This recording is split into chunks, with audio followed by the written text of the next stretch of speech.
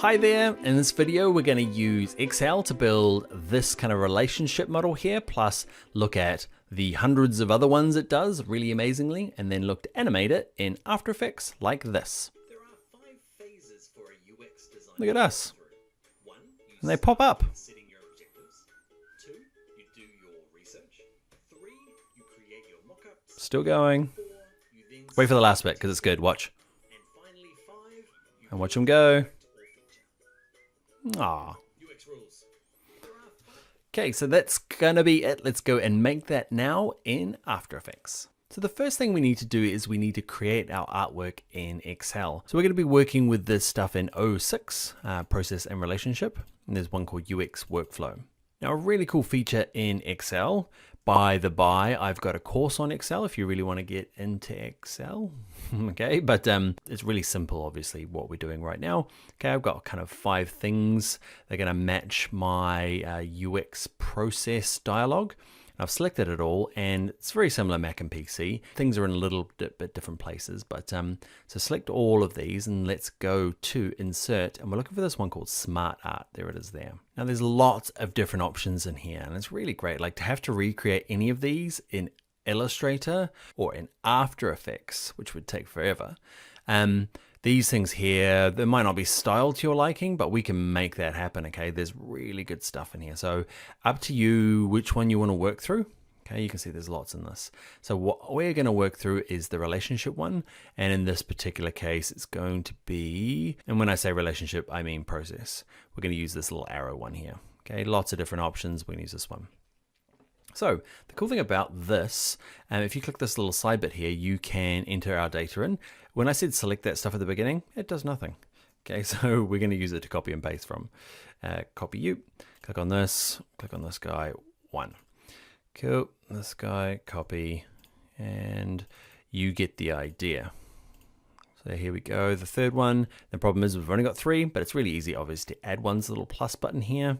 Okay, so you test. You can see it's kind of shrinking to fit in here. We'll adjust that in a second as well once we get all of our bits in here. Okay, quick thing is you can move them up and down if they're in the wrong place. Okay, and what we want to do, because we want this quite big in Illustrator, we are going to turn that back in there, okay, and then drag it over here and make it nice and big. If you're happy with the styling, you can go ahead and do this now, okay, but just resize the box nice and big. I'm going to go through and actually style it a little bit. What I want to do is play around with the colors. Okay, so with Smart Art, along the top here, you've got these extra features that appear when you've got it selected. So make sure you've got any part of it selected. Go to Smart Art Design. You can pick some of the other defaults for a relationship and the colors on the top. I just want this first one. It's kind of like flat with a white stroke around the outside. Colors. Okay, there's actually not some bad. There's not too bad ones here in old Excel. Okay, you can go and change these if you like with selecting one of them, change colors, and you can recolor picture graphics. Okay, you can spend a bit more time styling it. I'm happy with this little mock-up. One thing I'm not happy with is the fonts. So I'm going to click off, click on this, and I've got like nothing selected. I've just clicked on the edge here, and I'm going to go back to home, and I'm going to pick a font. Okay, and in my case, I'm using Roboto Slab. Cool, they all kind of fit in there. And I think that is it. You can do some adjustments. It doesn't really matter if you do it here or Illustrator. Do it in whatever you're most comfortable with. If you're an Excel whiz, do it here. If you're not, you can do it in the next step in Illustrator. To get it into Illustrator, just click anywhere on the edge, hit copy, and then open up Illustrator. Make a new file. Let's make it our HD size. So 920 by 1080. Everything's going to be great. Make sure it's RGB color. Click create, hit paste. Okay, and the cool thing about it is, yeah, this is kind of vector. What we'll need to do is, I'm going to zoom out so I can see the whole page. So it's better to get it positioned in here before we reposition in After Effects. Okay, so that's kind of it. I want to maybe make it a bit bigger. Cool. So what I need to do is right click it and release clipping mask. Okay, some of the other ones we did earlier was we right clicked it and went group. Okay, and what we want to do is, now that it's, just check that it's all kind of in pieces. A couple of things I want to do is there's like a line around the outside. I want to get rid of all those. They can be hard to select. Go away. It's just a white stroke. You might like it. So what I need to do is move all of these onto their own layers like before. Layers panel. I'm going to have 1, 2, 3, 4, 5. you know, we've got one layer here. This first layer, always never use it. There's always junk on there we don't need when you're copying and pasting from Excel. So it's best to like grab this guy. Okay, so make sure you've got it all. Okay, and then remember, twirl them down. And this guy here, I'm going to just drag it to this layer 1, or layer 2, sorry. Okay, did I get everything? Turn it on and off. I didn't. What did I miss? I'm undoing. Okay, so I've got everything selected. Yeah, actually, I'm just clicking yeah. So I've got everything. Yes. Okay, so it's these two I need. You onto that layer. Now that looks good. Cool. And I'm just going to work my way through these two. So I've got these. I'm selecting them so I can see them in the paths here. There they are there. And you. Fun times. You see, I've got everything I need. What is this stuff left over? Who knows? Okay, junk. So I'm going to bin that layer. Now I should go through and rename all these to match them as one objective, one research. That would be clever. I am lazy. And one thing I will do though is I've used a font, I've used Robotos Lab. Now, if you're passing this on to other people to use, or you know it's going to be used amongst a bigger group of people, and you know they're probably not going to have the font, I tend to select them all, go to Object, go to Type, and go to the one that says Create Outlines. At the moment, it's editable type, okay, and people need the font for that to work. I'm just going to go to Create Outlines. All it does is that's not an editable font anymore, okay? You can't spell check it, you can't do anything, so be careful. You might do a save as. I'm doing it for this so that you can cheat and maybe jump the Excel part of this course, and you'll be able to just download the AI file, okay? And because you probably won't have Robotos Lab, these will just be shapes you can start using. So I'm going to save it. I'm going to put it into my, where I'll put it on my desktop, AFX files. You, my friend, can go in there. I'm going to call this UX relationship. Okay, here we go. On their own layers, Illustrator file. Now we can jump into After Effects and animate it. Okay, so we're in After Effects and we're just going to animate it. Like, you've done loads of things so far if you've been following through this tutorial. So pick whatever you like. I'm going to do a little method that you saw at the beginning there, and I'll show you some kind of tricks for copying and pasting keyframes. So it's worthwhile watching it, okay? But you might at the end just go like, oh, screw you, Dan, I'm going to do, I don't know, scale or overshoot or something like that. Okay, so I've got a new project open. I'm going to bring in my Illustrator file. It's on my desktop, AFX files, UX relationship. Remember, composition, yours is probably set to footage. Go to layer size, click OK. So it's made a comp for me. Okay, how long is that comp? Whatever last thing I did, okay, it's matched that. And there's all my Illustrator files. Okay, so I'm going to double click it to open it. Great, so here they all are lined up nicely. I'm going to turn my preview back to full. Okay, so it previews nicely for you. So the next thing we want to do is add our audio, because we're going to be timing it to a voiceover. So there's no point kind of trying to do it without it. So let's bring it in. It's in our exercise files. It's in 06 Process and Relationships. There's an audio file that I've made for you. You get to listen to more of me. Okay, I'm going to add it to my timeline. Now, the thing is that your timeline is probably only like maybe 5 seconds, because it was probably based on the last thing you did. Whenever you make a new comp, okay, it just remembers the last thing you've done. Because I was practicing this exercise for you guys before this, I set it to the exact time I need. So let's say that hasn't happened. Okay, we need to make sure the comp is long enough to be able to hear all the audio. Okay, and the way to do it is to click on this and say it's 2012. Okay, is 20 seconds and 12 frames. So what we do is we click on UX relationship, or just have a click down here and go to composition, comp settings, and make it the right length there. Can you see 2012? Okay, so just make sure it's the longest so you can hear everything, including the last bit. Okay, so now we need to animate it. And this is the thing where we're going to learn a few little tricks. Okay, so now we need to, actually, let's put in our music as well. I find adding music early on is really important, because often you can keep pace with it. You know, you're kind of like timing it to the music. So don't underestimate having the music in. It's not just for the end, okay? So pick something. What did I decide on? Oh, I can't even remember. I can't remember. remember. All right, so that one's going in, checking at the bottom there. So a couple of things we need to do is we need to figure out how loud the music is versus the voiceover. So the first thing is I'm going to mute the background music, go to my voiceover, okay, and I'm going to open up audio, hit play, so I can only hear this. Okay, it's clearly bouncing way too low. I need it to be up a bit higher. Well, clearly. It's clearly because I've looked at it before. All right, and 2, you do your research. So remember -6 and -12 bouncing in there. 4, you then start Gets a little higher, but mainly bouncing between these two. 5, you build your product. That looks about right. Okay, so I kind of nailed it. Like, you know why, because I've already played around with this one. But okay, you might have to raise yours and lower it. Yeah, to get it between those two.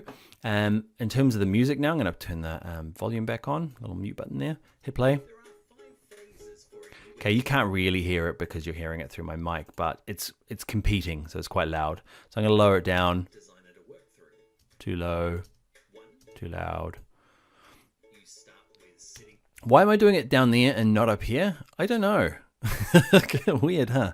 Okay, it doesn't really matter if you do it there, or can you see that we lowered the this guy here by 3.3? There it is there, and down. Oh, we raised it by 3.3, and we've minus this one down here. I don't know why. That is weird. Okay, it's good to show you two ways of doing the same thing. Objectives. 2, you do your research. 3, Maybe just maybe just a little bit lower. you create your mock-ups. 4, you then start. Yeah, that feels about right. Let's save it. And before we do our animations, what we're going to do is we're going to mark our sound thing. We did this. You saw probably a file that you imported way back earlier on in the tutorial series. There was markers along. So let's look at doing that for ourselves now. So what I'm going to do is, to make it easy for ourselves, I'm going to open up this layer here, audio. I'm going to go to waveform and go along to, what I'm looking for is to where 1, 2, 3, because if you listen, you'll probably, when you're doing the tutorial, have a listen to the audio first, so it makes sense, because 1, you start with that's me saying 1, you start with an objective, and then a little further along it says 2, start the research. So I'm going to add little markers here. Now on a Mac, it's Control-8. I'm assuming it's something like Option or Control or Alt on a PC. I don't know off the top of my head, so you might have to guess it. So you might have to work it out. It is under markers. Where's add markers? There. So go to layer and go down to add marker and work out what the shortcut is. It's really handy to know the shortcut for this one. Or you can just put it in manually, the long way. Cool. So there's my first marker. I'm going to double click it, and this is going to be 1. I'm going to click enter. You can see the little 1 appears there. Kind of handy. So then I come along to 2, you do your research. So that little hump there, that's why I have the waveforms down, because you can actually start to see like there's a break 2. So I'm guessing probably that is probably 3, that's probably 4, maybe that's 3. Okay, but it does help you anyway. So shortcut on a Mac, Control-8, double click it, you end up 2, and it is there, 3, Control-8, double click it. This is just so I can play with my save some time with my animation. 4. And this one here looks like 5. Oh, it's not. And finally 5 there. Cool. And last one, and you 5. Awesome. Okay, so that's that. Now we need to do the animation. So I'm going to twirl them up. Okay, and we'll start with layer 2. Okay, even though it's our first one, we should have named them better in Illustrator. Now I've made my bed and I'm going to have to live with weird naming. So what I want to do first of all is get them all to appear. Remember, they all slide in at the beginning there just to kind of settle themselves. It's called a build when they kind of just get together at the beginning. So what I'm going to do is do it to the first one, and then hopefully we can do some shortcuts. Actually, what we're going to do is we're going to select them all. Okay, and we're going to click P. Because we've got them all selected and we've used our shortcut P, we've got position. I'm going to start the stopwatch on one of them and they all start. We get a keyframe for them all, so you can bulk do some of this. So after, I don't know, about half a second, there's 1 second there. And what you might have noticed in this tutorial, if you zoom in, it goes from seconds, okay, where I can see seconds, to frames, okay. So it's 25 frames in a second. So it goes 15, 20, 1 second. They kind of just, it's just like it's showing like millimeters if that was centimeters, or feet or inches instead of feet. Okay. So about half a second, I'm going to put in a manual keyframe. Okay, because that's where I want them to end after half a second. At the beginning here, I want them all off screen. Now we're going to have to do this all separately. You could just drag them all. Okay, let's see how that looks, eh?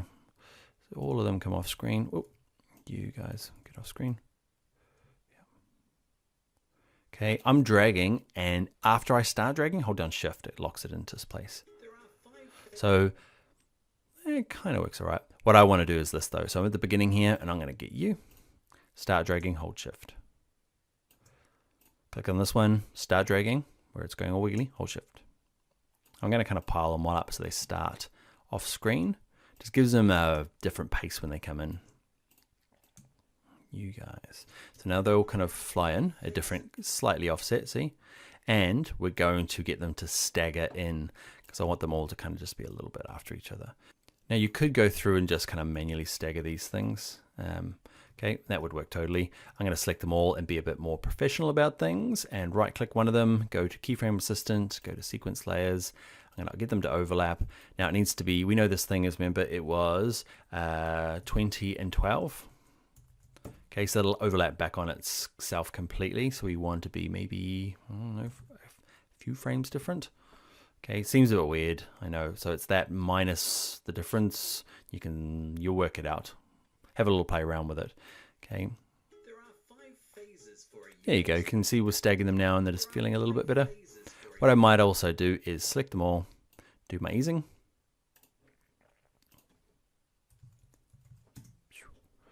Okay, and that's a bit nicer. I probably want them to do a little bit. I'm changing my mind and going back. You're like, geez, get on with the tutorial, Dan. Sorry.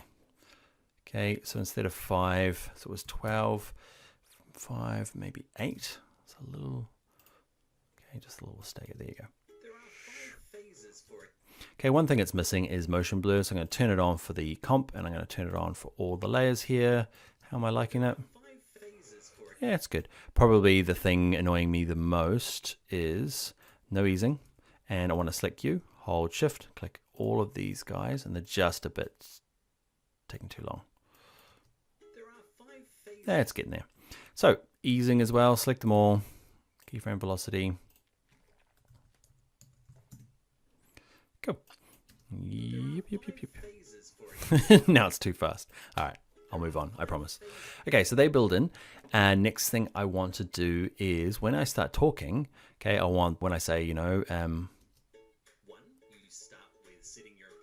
1, you start setting your objectives. Okay, so I know it's there. So what I want to do is we're going to look at something kind of, well, it's definitely new. So we're going to click off them all. No, we're going to turn them all on. So actually, let's look at one first. So layer 1 is my first one objective.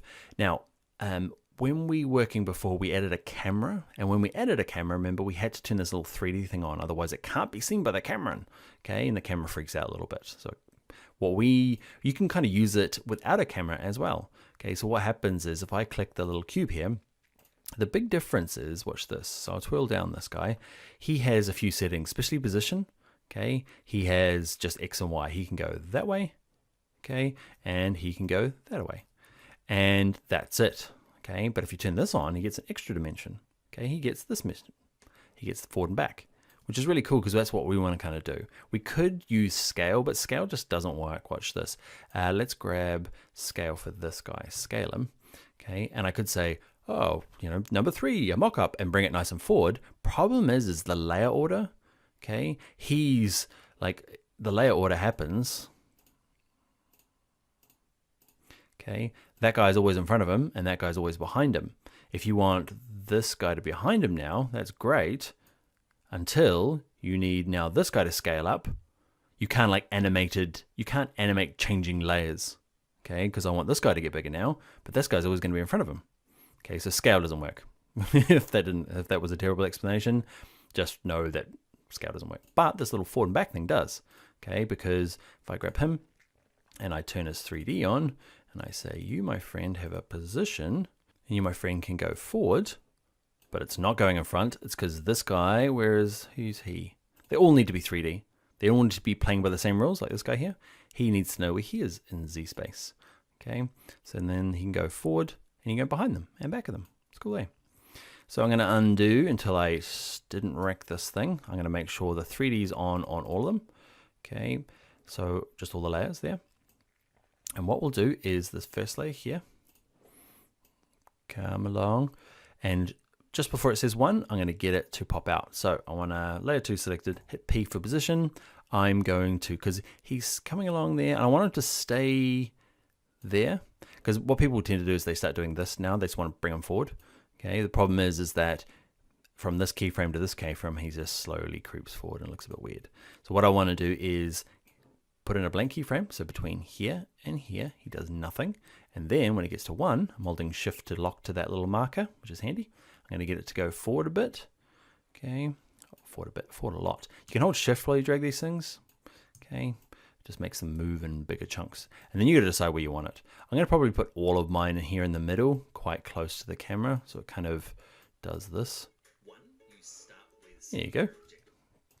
That's what we're going to do.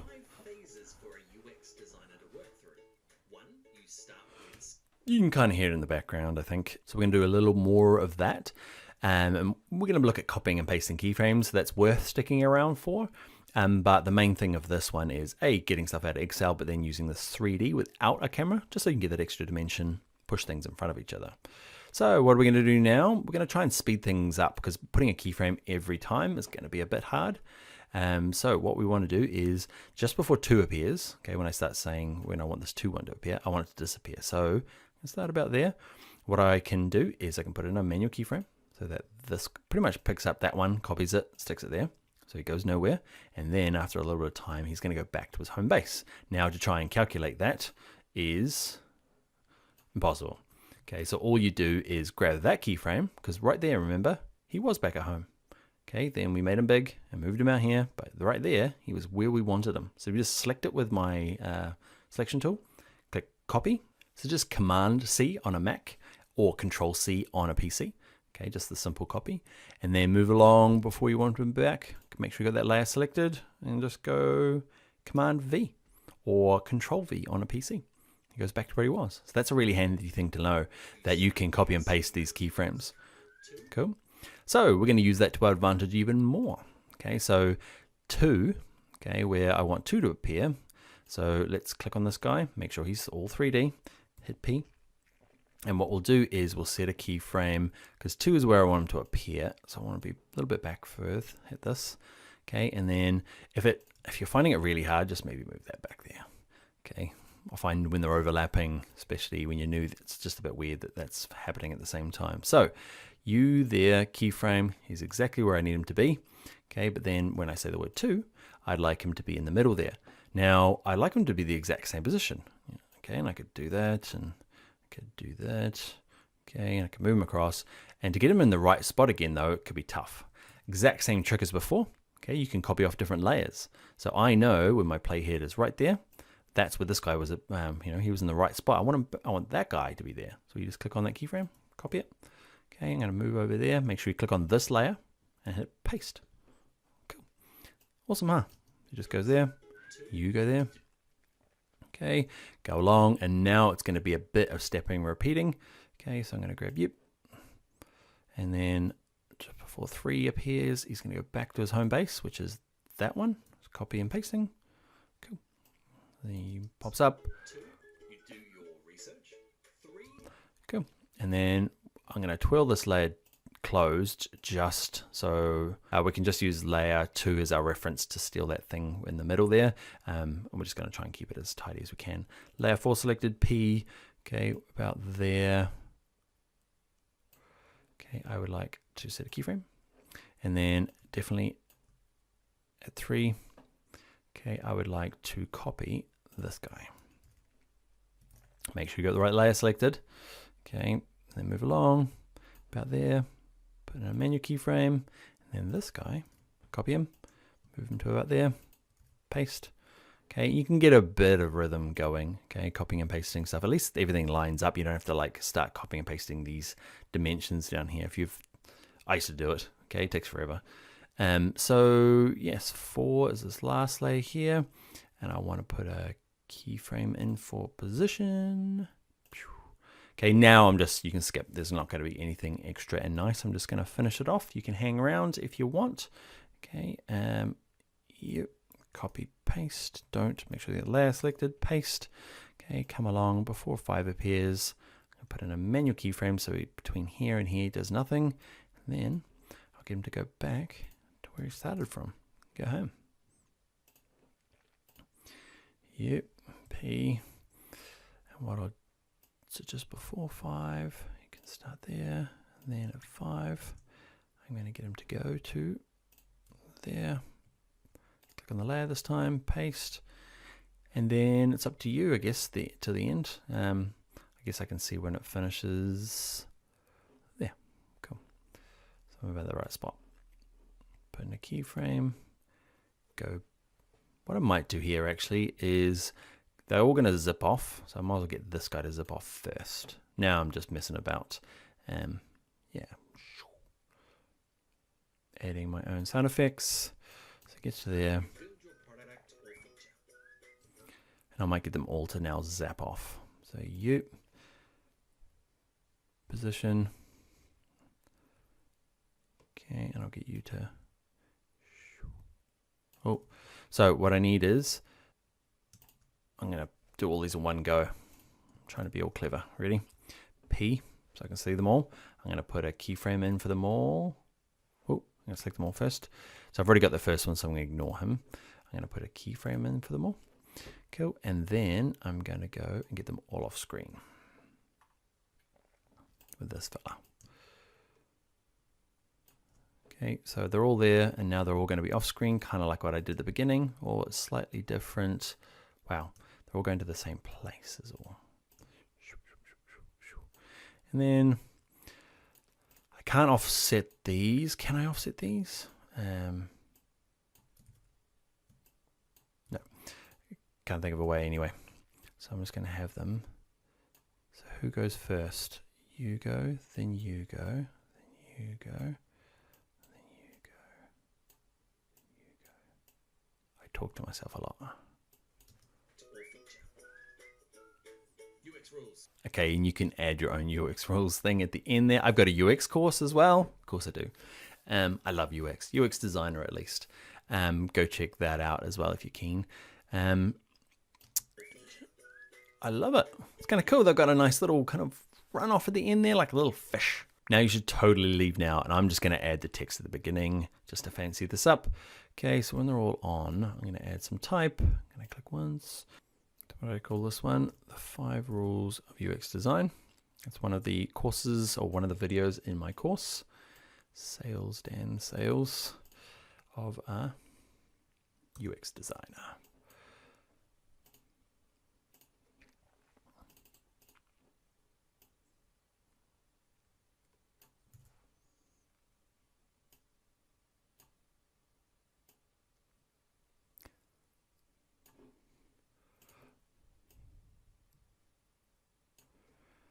Okay, what am I going to do with this type? First of all, you need to be at the top. I'll select all of these guys to get rid of them. Click U. Okay, U opens them all up, but it also closes them just to tidy them all up. And I'm going to get this guy to kind of come in once these guys have loaded.